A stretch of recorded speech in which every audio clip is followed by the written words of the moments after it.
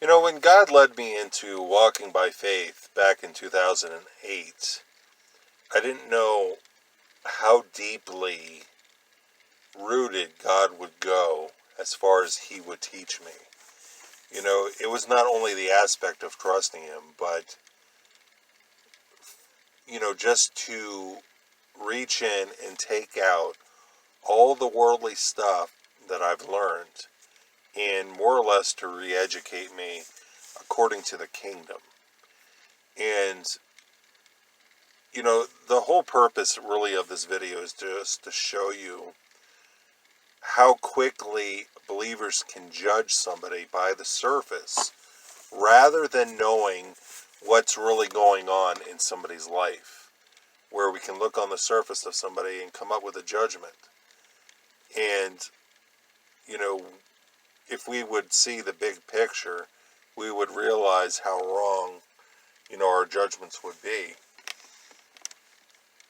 I didn't understand when God said that I would face criticism.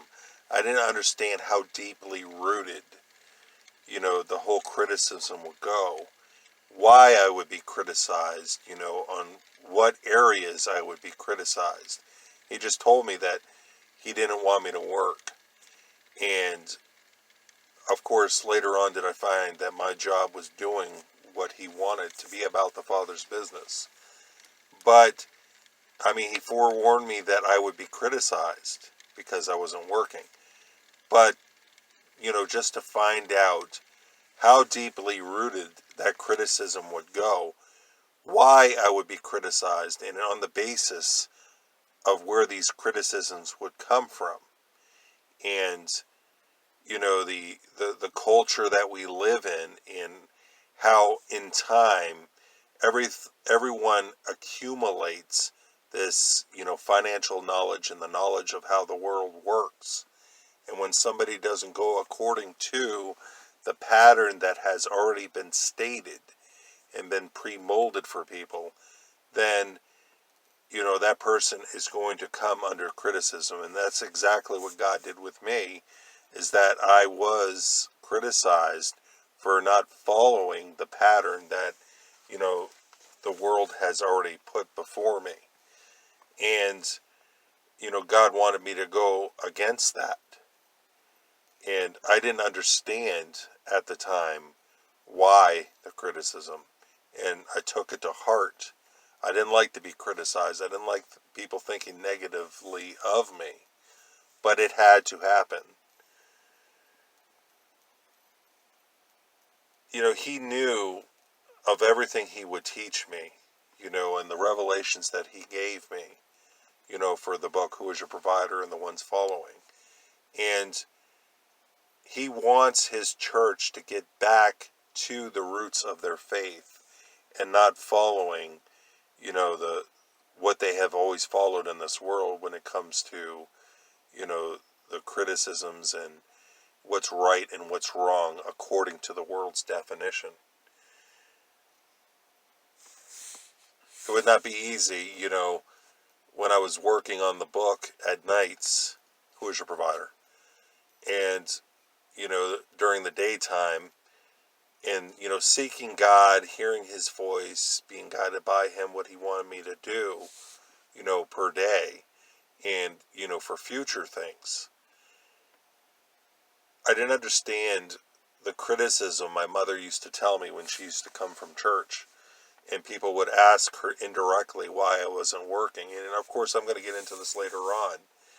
But it was because they were operating from this world and a lack of compassion. And that's what this world operates. They see anybody in need, they have a lack of compassion because they think that anybody in need has done something wrong and that they should be working and, to keep, busy. When we go through hardships, like what I went through, I didn't understand at the time why I had to go through that. Why couldn't life be even more easy? Why couldn't believers just be accepting of my faith walk rather than judging me? Why couldn't they say, oh, he's walking by faith, that's what it states in the Bible. That's okay. God had to get me to go through that so that it could expose what people believed and just how far they have come from the words of Christ and how far they have come from faith and how man tends to rely on himself rather than relying on God, which should be, you know, of the supreme importance. So really, the title of this video I'm going to call is Faith versus Laziness. And like I said, it's more or less exposing, how quickly somebody is to judge somebody by the surface, just looking at the appearance of them. If they don't have a job, automatically judgments will come. So I'm going to get into this. We are used to how this world operates and what it considers right and wrong. And I had put a video up a few months ago called The Laws of Success. And in it, I speak about the different judgments that anybody that follows the ideal man has. And these are the different rules that, anybody that is on the path of financial success would follow. And this is all the stuff that God has taught me with all the criticisms that I've learned. I didn't understand it at the time, why I was receiving such criticism. But God was showing and exposing through these judgments that believers had of not only how they follow this world, but how the world has taken their heart captive and how mammon has dangled the love of money before a believer's eyes. So I didn't understand it at the time, the judgments, but now that I look back on it, I understand why I had to go through it. It wasn't easy hearing criticism and negativity from fellow believers, but I can understand why I received it. And it was just to teach, everyone who is going to hear these videos and watch them, how you will receive that criticism too if you decide to do what God wants you to do. So if you've seen that video, Laws of Success, I go into it and I get into more depth about, what these different laws are. And it's, things that I have learned by the judgments of people, the desires of people in the world and what they need to, the rules that they follow. And it's not right or wrong morally that I'm speaking about, but it's right and wrong in the sense of financial success. There are right and wrongs. For example, if somebody doesn't have a job, well, the world under the financial success will say it's wrong because you need to have a job because you need to be financially successful. Another judgment would be if you don't have any money saved, that's wrong under the laws of financial success because you need to have money saved. That shows that you're irresponsible. So you need to have money backed up just in case you go through hardship. Now, getting into the topic of what not to be's, and it's going to be a few years before my latest books, Treasure in Certain Jars, and You Cannot Serve God and Mammon, but in it, I think in both of them, or if not in both, one of them, I speak of the what not to be's. And you may be like, what are you talking about?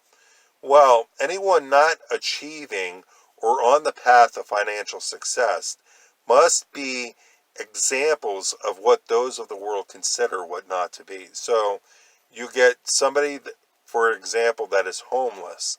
They then are the opposite of the ideal man. The man who creates financial laws, financial, success is what they follow and get other people to follow them. So they are what this world strives to be. Somebody that is homeless is what the world is trying not to be. So they want to keep from getting into that place. So they're going to secure, any way into doing that. Well, whether it's to get a good paying job, making sure that's secure, making sure that they have money in place so that they don't ever, be in that place to where they could lose everything and, to be financially secure. So they look at the homeless and they say, I'm never going to be in that position. I'm going to do whatever I take to not be in that place. What I further learned is that the world is very critical on anyone not desiring success. There will always be people that are going to come up and put judgments on you about what you need to do, the decisions you need to make, what you need to have in place to have, to get this. You need to have money saved in order to get a nice house. And I'm not saying getting a house is wrong, but apart from God, if God doesn't lead you into doing certain things, then you're going to be following the way mammon dictates. So the question is, are you being led around by the desire of money and financial success, and being led into doing certain things by the ideal man? They're trying to get you to do certain things. You're trying to do it to their approval. That's the question of whether or not you're following the love of money in mammon, or you're following what God wants you to. So anybody with the appearance of the homeless are to be criticized. So this is where basically the judgment starts. When you have the laws of financial success before your eyes, you're going to start seeing the world through those eyes, and what people lack and what people have. And if somebody lacks something, then you're going to compare them to the ideal man. You're going to find out what they lack, and then it's up to you to criticize them according to the world. Now, the church has been immersed in the world that so much that it takes the same criticism as the world.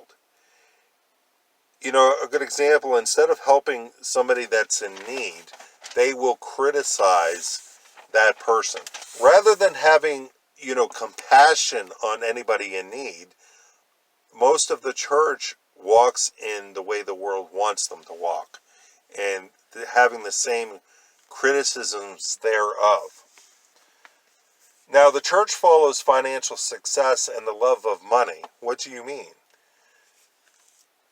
Now, what if a believer said God told them to quit their job and rely on Him? They're going to look exclusively at the part where they said God told them to quit their job and rely on Him. So they're going to start computing through, the judgments of the world and come up with their own personal judgment. God told them to quit their job. So they're going to think, well, they're using that as an excuse to not want to work. So therefore, they are lazy. And they're relying on God. Well, God helps those who help themselves. They can't rely on God because He wants them to work. So they will accuse Him of laziness. So then the world will send financially smart people to make Him aware of His lack of ambition and for breaking the laws of financial success. Believers will judge without talking to the offender about the situation. So a good example of the judgment would be if a man was looking for work and he can't find one, he can't find a job, they're going to come up with the judgments of the world and accuse him of not trying hard enough. And, the example I gave at the beginning of this video was when God told me to rest in Him and to learn from Him. Well, believers, through the eyes of the world and the laws of success and their financial judgments, they look through the lens of each. They look at my situation. Rob doesn't have a job, so therefore they come up with a worldly judgment, and they say, well, he's lazy. And, they slam their gavel down on me, and they come up with a quick judgment. That without even talking to me about it. And, like I said, my mom used to come back from conferences from church and ask people, why I didn't have a job. And, they didn't come to me to find out. They went through her. And so she would tell them exactly what God told me. So they used that, and they heard that, and they took that as a cop-out, that I didn't want to work. And, that's an example of judging somebody without even having any knowledge whatsoever. So if you're so quick on doing such, that doesn't make you a very good judge. A judge weighs and he hears from both party, whether it's the defendant and the plaintiff. I believe that's what they're called. So he hears and he weighs, he hears both sides of the story and finds out what is true and what is not. So that doesn't make somebody, a capable judge of a situation when they can come up with such a quick judgment. And, only one person, when my faith walk started, actually came to me to find out what I was doing in God. The rest of them just judged. And like I said at the beginning of the video, I never understood why I had to go through it until, God was teaching me. Until many years later, when God used me to expose exactly what is going on in the church and how the church is following the world rather than following God's compassion and His love. Now, if they would have actually sat down without placing their judgments on me, I would have told them that, God told me to rest in Him. And if they would have actually taken God's stance, they would have asked, hey, so what have you learned?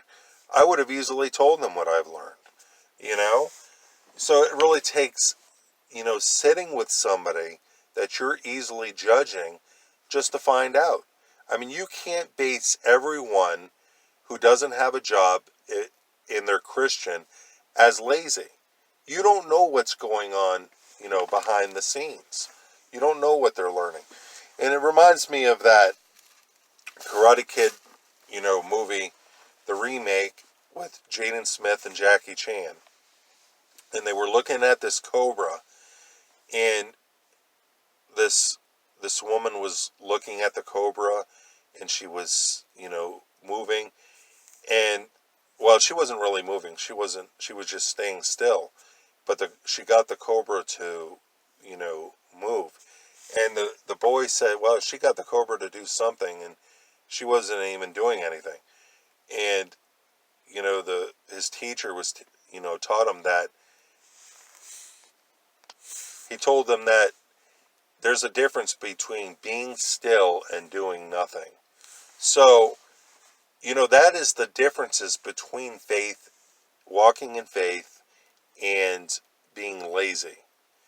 And, just because somebody is being still doesn't mean that they're being idle. Being still, if you're walking in faith, means that you're seeking God. You're awaiting what He has for you. It's like you're taking your orders from your commanding officer. So, your commanding officer, when he tells you to move, that's when you move. So, like it said in the movie, there's a difference between being still and doing nothing. So, you can look at somebody's situation and you don't know about them. And they don't have a job, but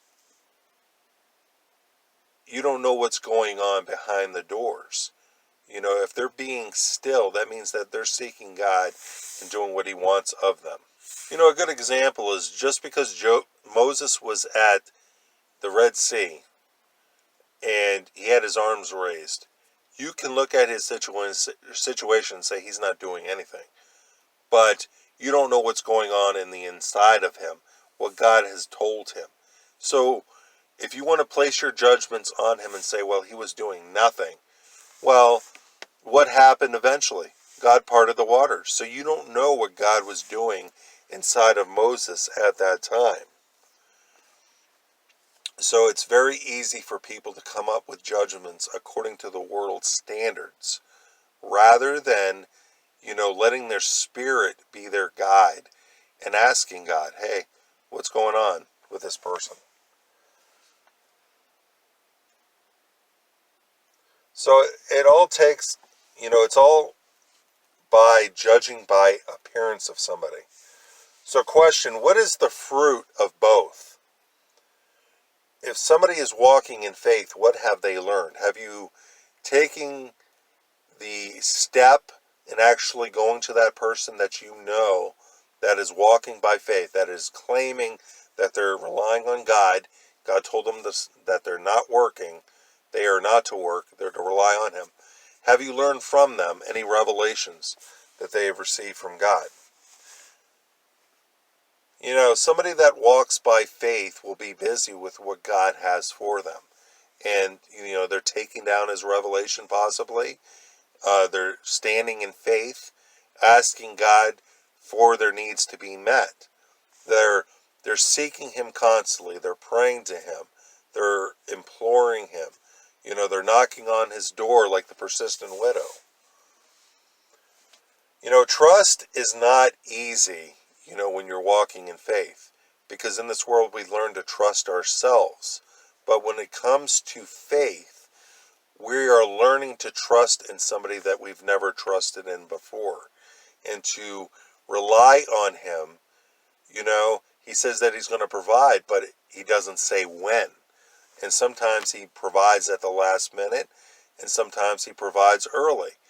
So when we don't know when He's going to provide, that's when through the flesh we could start sweating, and the pressure of the deadline of a bill or whatever can get to you.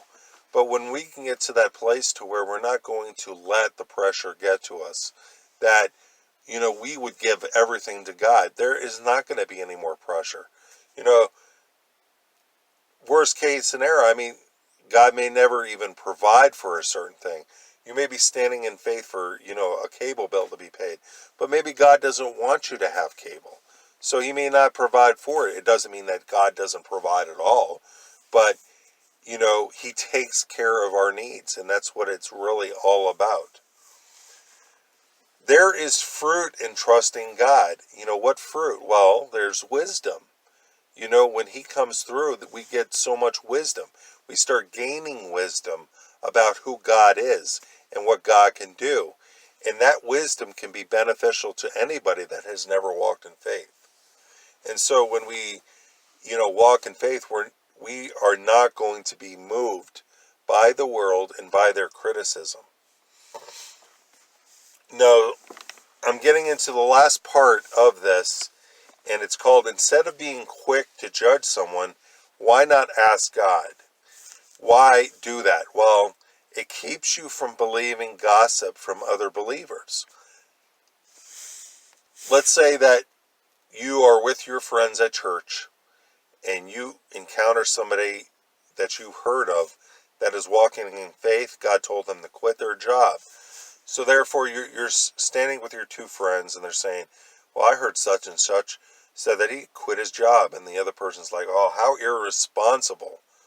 So instead of going along with that kind of gossip, why not go alone and ask God, hey, God, what's going on with this person? And then you wait and hear what God has to say. It reminds me of my father-in-law. When I asked his daughter's hand in marriage, he asked God, Lord, how is this going to work out? Because, of course, I didn't have a job. So I asked God how it was going to work out. And God told him. And God was more or less, I guess you could say, it wasn't really stern, but He was letting him know that they are my children. You need to more or less watch what you say.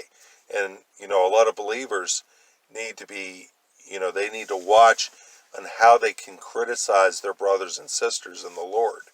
And we could become so guilty with that because you are judging God in them.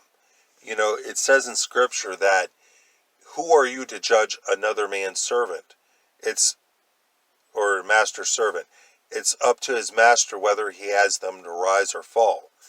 And God once told me that when you criticize your brother and sister, you're criticizing the process that God has them in. So it's learning to hear God's, you know, how God feels about somebody. So when God told, you know, my father-in-law that he would take care of us, he took a step back and said, okay, God, you know, you do so. And so God has been taking care of us. So my father-in-law took the initiative to hear from God, which a lot of believers don't do. They would rather judge. And he listened to God. And that's what we need to do in people's situation instead of being so quick to judge. And we need to take God's perspective instead of man's. It comes by surrendering your will to God and asking God to take the love of money away from you. That way the scales of this world can fall from your eyes and you won't be operating in that same judgment as the world. Instead, you'll be operating in God's compassion and his love. So in closing, you may learn something about that person from God that you wouldn't get from the world. And when you see from God's perspective, you see what no one else chooses to see. So, there is a lot to be gained by hearing God's viewpoint about his kids. So, it takes sitting with God and finding out exactly how he feels about them, what's going on in their lives. So, that is more or less the point of this video, is how believers can so quickly judge somebody by the surface of their situation rather than knowing, God's heart, what's going on in them. And, the world is so quick in judging anybody that is lazy that believers have gotten wind of it and done the same thing.